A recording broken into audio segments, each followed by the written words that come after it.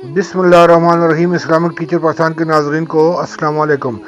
नाजरीन, दुआ मांगने की फजीलत कितनी अमीर है, इसको आज की वीडियो में 11 मुख्तलिफ हदीस से साबित किया जाएगा।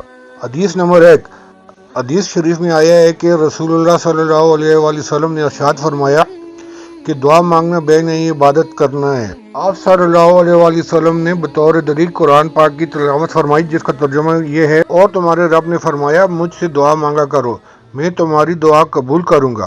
बेशक जो लोग अज़रा तकब्बुर मेरी इबादत से सरताबी करते हैं वो ज़रूर जन्नत में दाखिल होंगे, जलील व ख्वार होकर। हदीस नंबर 2। एक और हदीस में आया है कि रसूलुल्लाह सल्लल्लाहु अलैहि वसल्लम ने इरशाद फरमाया, तुम में से जिस शख्स के लिए दुआ का दरवाज़ा खोल दिया गया, यानी दुआ मांगने की तौफीक दे दी गई, इसके लिए रहमत के दरवाजे खोल दिए गए। अल्लाह ताला से जो दुआ मांगी जाती है, इनमें से अल्लाह ताला को सबसे ज़्यादा पसंद ये है कि उससे दुनिया और आखिरत आफियत की दुआ मांगी जाए।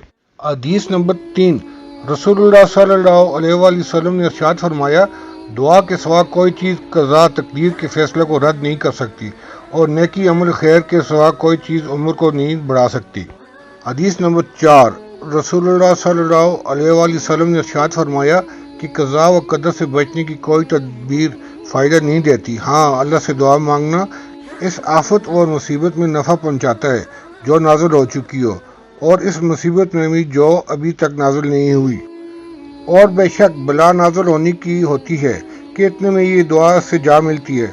बस क़यामत के दिन इन दिनों में कशमकश होती रहती है और इंसान दुआ की बदौलत इस बला से बच जाता है। हदीस नंबर 5। रसूलुल्लाह सल्लल्लाहु अलैहि वसल्लम ने इरशाद फरमाया कि अल्लाह ताला के यहाँ दुआ से ज़्यादा और किसी चीज़ की वक़्त नहीं। हदीस नंबर 6। रसूलुल्लाह सल्लल्लाहु अलैहि वसल्लम ने इरशाद फरमाया कि जो शख्स अल्लाह ताला से कोई सवाल नहीं करता, अल्लाह ताला उस शख्स से नाराज़ हो जाते हैं। हदीस नंबर 7। रसूलुल्लाह सल्लल्लाहु अलैहि वसल्लम ने सहाबा से खिताब करके फरमाया, तुम अल्लाह से दुआ मांगने में आजिज़ न बनो और कोताही न करो, इसलिए कि दुआ करते रहना की सूरत में हरगिज़ कोई शख्स किसी नागानी आफत से हलाक न होगा। हदीस नंबर 8। हाँ, हज़रत सल्लल्लाहु अलैहि वसल्लम ने इरशाद फरमाया कि जो शख्स ये चाहे कि अल्लाह ताला उसकी दुआ सख्तियों और मुसीबतों के वक्त कबूल फरमाए, उसको चाहिए कि वो फराखी और खुशहाली में कसरत से दुआ मांगा करे। हदीस नंबर 9 से साबित होता है कि रसूल अकरम सल्लल्लाहु अलैहि वसल्लम ने इरशाद फरमाया कि दुआ मोमिन का हथियार है, दीन का सतून है और आसमान व ज़मीन का नूर है। हदीस नंबर 10। एक मरतबा रसूलुल्लाह सल्लल्लाहु अलैहि वसल्लम एक ऐसी कौम के पास से गुजरे जो किसी मुसीबत में गिरफ्तार थी, तो उनकी हालत देखकर आप सल्लल्लाहु अलैहि वसल्लम ने फरमाया कि ये लोग अल्लाह से आफियत की दुआ नहीं मांगा करते थे। हदीस नंबर 11, जो कि आखिरी हदीस है।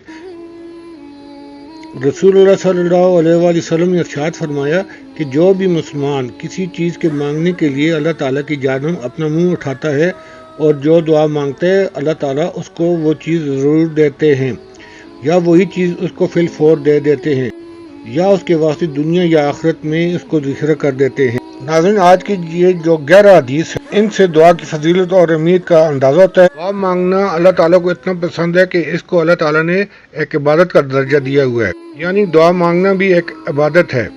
अगर आपको आज की मेरी वीडियो पसंद आई है तो मेहरबानी करके इसको लाइक करके कमेंट्स में अपनी राय से आगाह करें और दूसरे मुसलमान बहन भाइयों तक शेयर करें ताकि वो भी इससे मुस्तफ़ीद हो सकें। अगर आप मेरे चैनल पर नए हैं तो मेरे चैनल को सब्सक्राइब करके बेल आइकन पर ऑल करें। शुक्रिया। अल्लाह हाफ़िज़।